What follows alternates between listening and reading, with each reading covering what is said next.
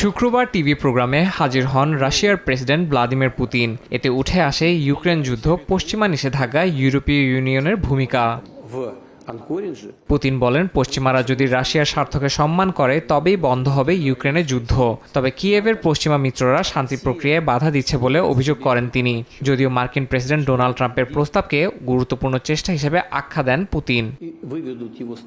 Putin আরও জানান, ইউক্রেনের নির্বাচন হলে সেদিন শর্ত সাপেক্ষে হামলা বন্ধ থাকবে। শর্ত হিসেবে রাশিয়ায় বসবাসরত ইউক্রেনীয়দের ভোটাধিকার নিশ্চিত করার দাবি তোলেন তিনি।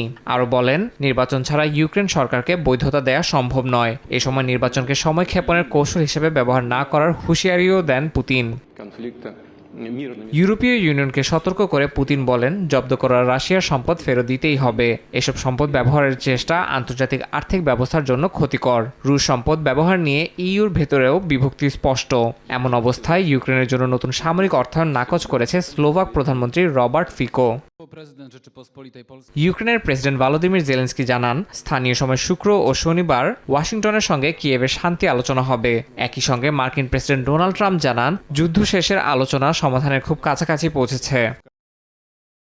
শান্তি আলোচনার মধ্যেই চলছে দুই দেশের পাল্টাপাল্টি হামলা।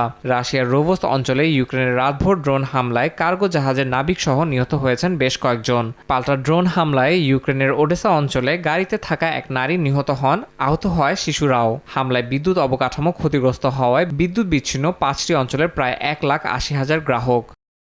ইয়াসিন মোহাম্মদ জিসান, সময় সংবাদ।